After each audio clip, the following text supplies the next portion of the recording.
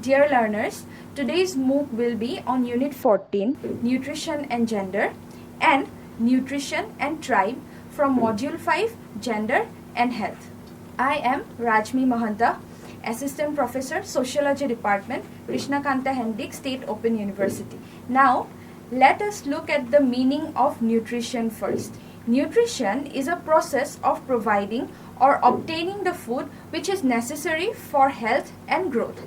And nutrients refer to the substances that provide nourishment which is essential for maintenance of life and growth.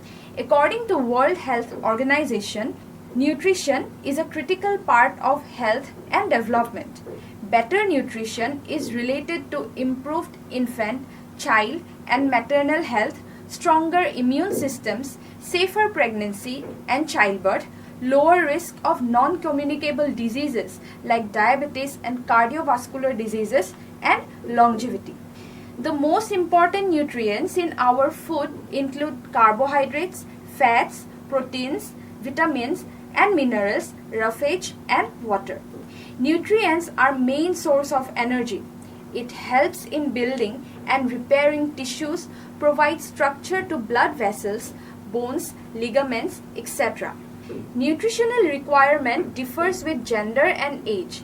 If we discuss about nutrients in men, healthy diet meet their unique physical needs, fit their lifestyle, and reduce risk of cardiovascular diseases, type 2 diabetes, some cancers, and mental health issues. Younger men, generally between the age of 19 to 50, need more energy than older men, but still they are required to eat with moderation. A balance among 5 main food components must be maintained. An Australian dietary guideline suggests that having plenty of colorful vegetables, legumes, fruits, grains, meat, fishes and eggs, milk and milk products are essential. Men between the age of 50 to 71 require a less amount of certain foods from the above mentioned food items. Men above 71 requires calcium and phosphorus more. Eating dairy, eggs, sardines, rice, cashews, for example, helps with their health. Other than that, limiting alcohol intake and drinking plenty of water is necessary, not only in men but everyone in general. Now we will discuss about nutrition in women. Women's nutritional needs changes as their bodies change during various stages of life. Women's nutritional need change as their bodies change during various stages of life. During pre-teen years, girls need more calcium and vitamin D for strong bones to prevent osteoporosis later in life. During teen years, girls and young women need more calories for their developing bodies. Before and during pregnancy, certain nutrients like proteins, vitamins, calcium, iron, and folic acid are needed for mother and the baby's health.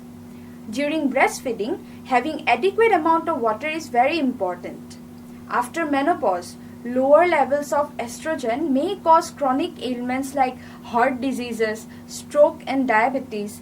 An amount of calcium and vitamin D must be maintained for a good health. In this section, we will locate the factors that have an impact on the nutrition of men and women. Scientifically, for many nutrients, men and women have similar intake requirements, but some vary substantially. Males and females have different calcium and iron requirements. Folic acid needs vary for women depending on the phase of the life cycle.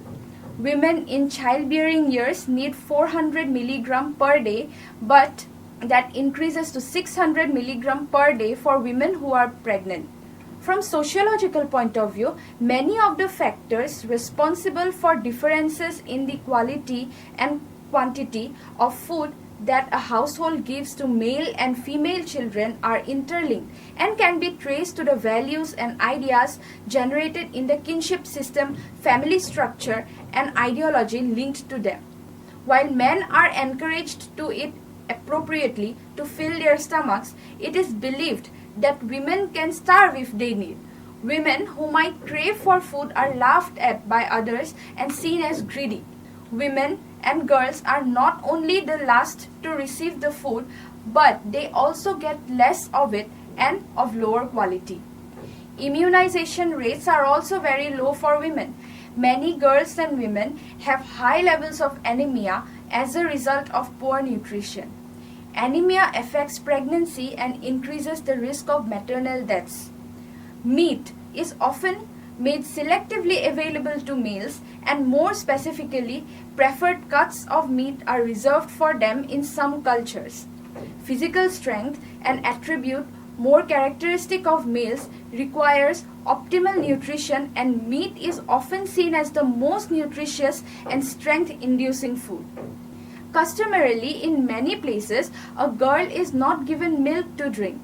This is a typical pattern among Marathas and Brahmins in western Maharashtra and is, in fact, a general feature of Indian culture except among educated upper middle class and well-to-do sections.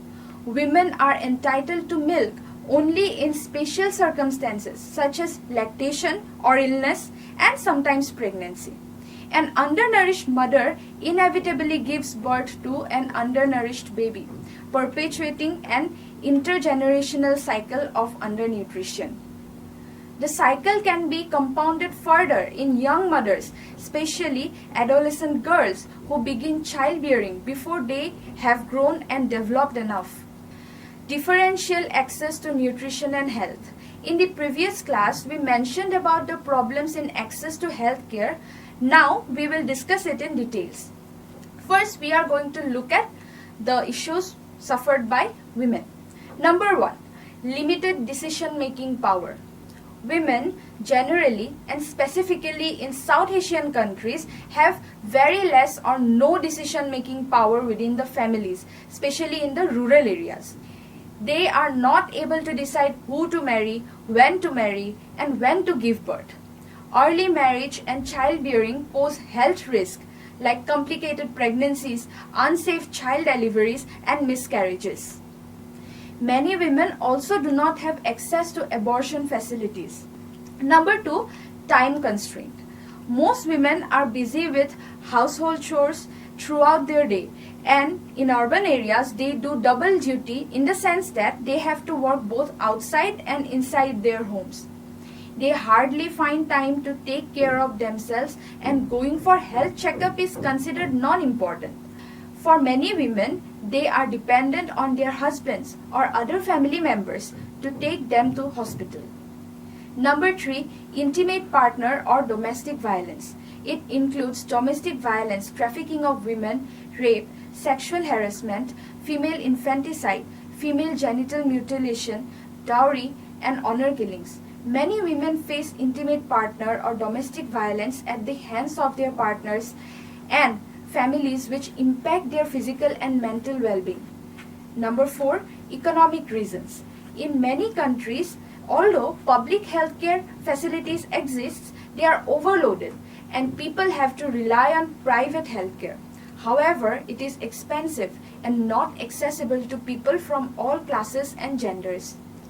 Since women are not seen as equal members of society, their health needs are not considered as essential as men's and children's, and when there is money involved, their health issues are even more neglected.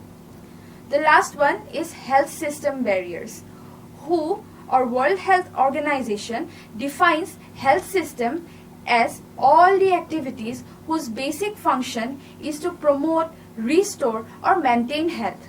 Women in most places need more health services than men but do not have access to them. These barriers are a reflection of women's low position in society.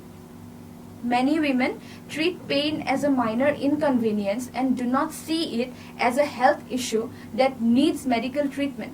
Many women do not talk about their health issues because it might mean lower chances of marriage.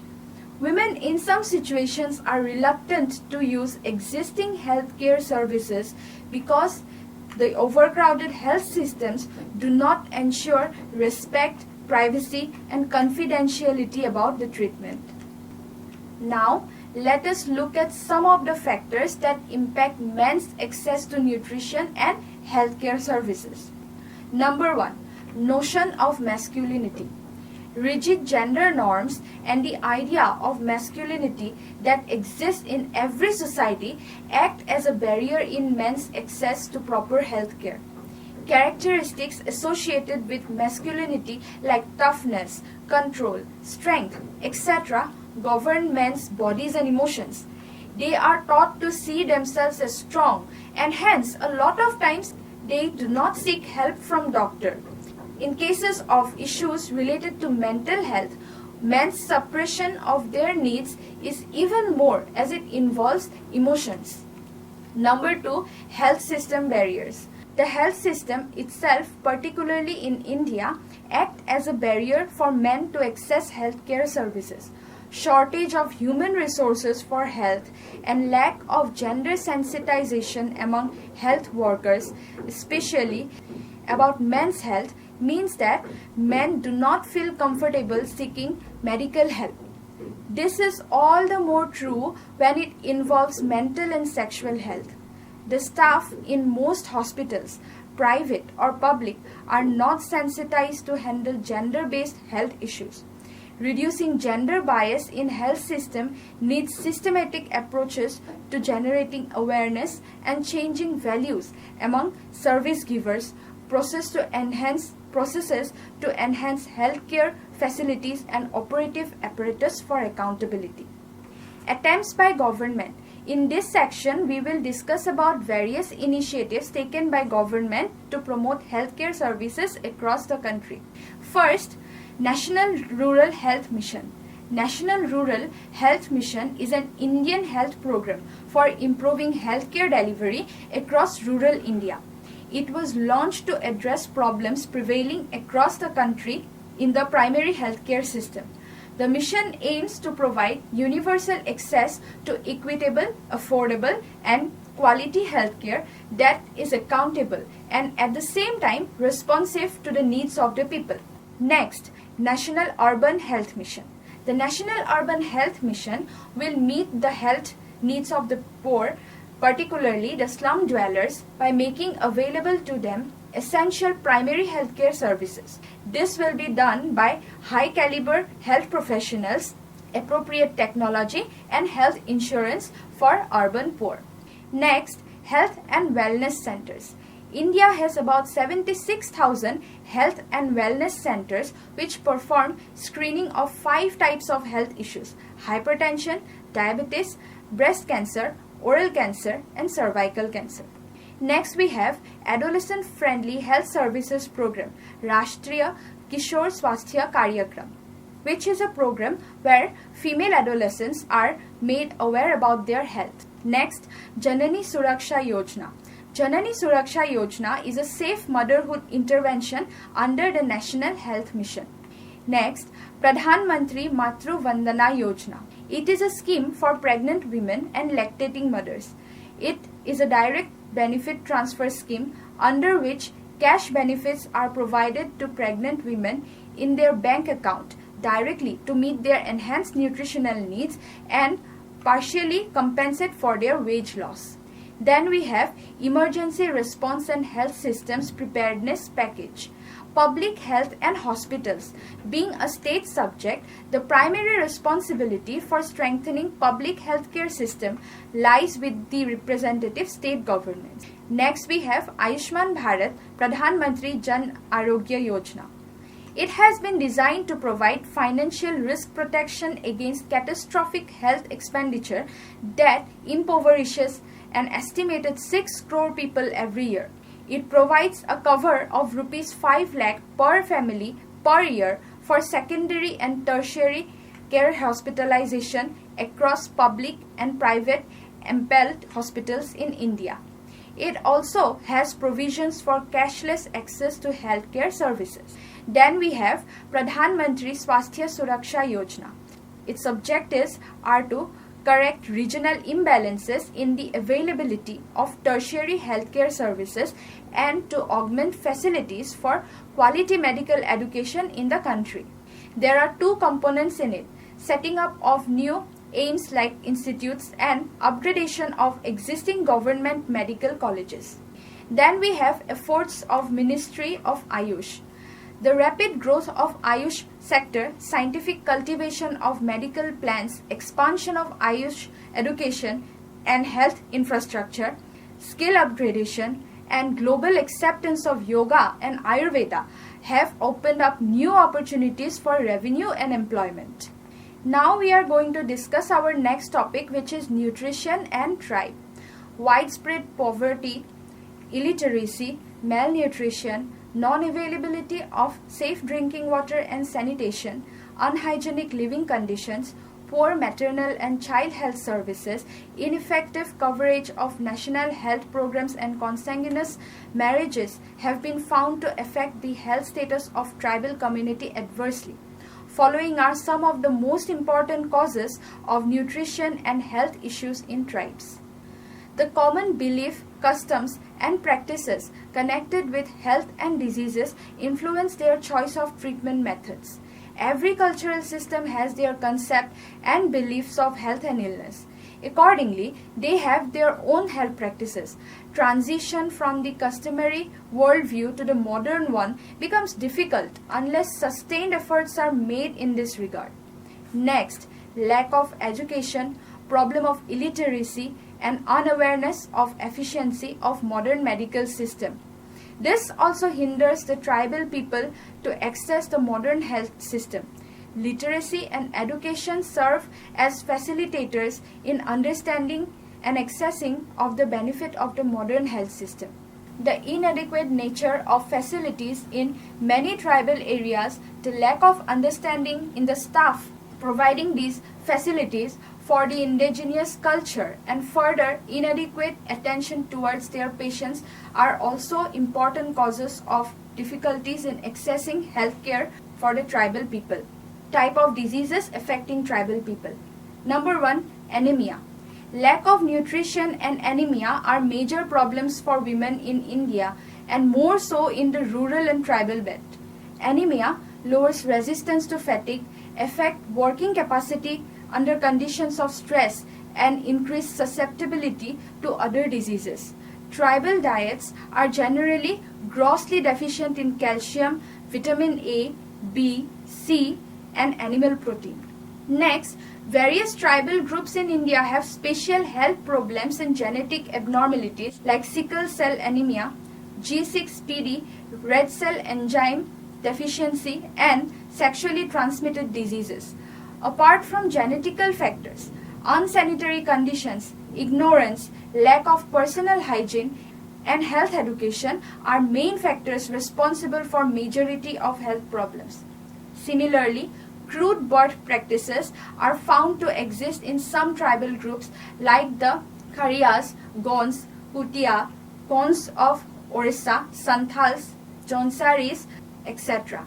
More than 90% of the deliveries are conducted at homes by elderly ladies of the household.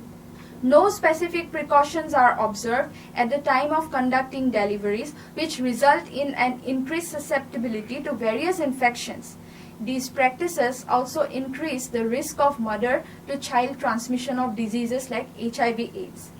Malnutrition has been common, and it greatly affects the ability to resist infection, leading to chronic illness, and during the post-weaning period, it leads to permanent brain impairment.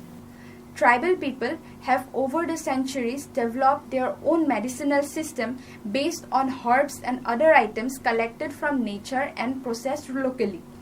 The indigenous medical system of the tribal people is also known as ethnomedicine. They have also built their own system of diagnosis and cure of diseases, but the skills as well as the natural resources are fast disappearing. Moreover, the traditional systems cannot treat or prevent many of the diseases that modern medicines can. The following are the actions which are proposed to be taken in the national policy which would ensure proper access to healthcare services by the tribal people. Efforts will be made to devise new systems or patterns of institutions by which the access of tribal people to modern healthcare would be enhanced. The synthesis of Indian systems of medicines like Ayurveda and Siddha with the tribal system and modern medicine will be promoted. Poor quality of drinking water and lack of awareness about hygiene and improved sanitation are major sources of waterborne diseases. Since tribal areas have different kinds of terrain, different methods of provision of drinking water will have to be adopted. Most of the tribal areas have sufficient rainfall. In the plain areas, bore wells and tube wells would be sufficient. In the uplands, it will have to be deep wells with higher estimates. The government will endeavor to improve health, drinking water supply, hygiene and sanitation among the scheduled tribes. With that, we have come to the end of today's class. Now let us sum up the key topics that we have discussed so far. We discussed two topics, that is nutrition and gender and nutrition and tribes. Under the first topic, we discussed about the meaning of nutrition, type of nutrition necessary for men and women. Then we discussed about the barriers that exist while accessing health and nutrition. We ended the topic with the discussion of various government initiatives regarding it. In the second topic, we discussed about the causes of nutritional and healthcare disparities in tribes, types of diseases and proposed actions to counter them. With this, we have reached the conclusion of today's class. Thank you.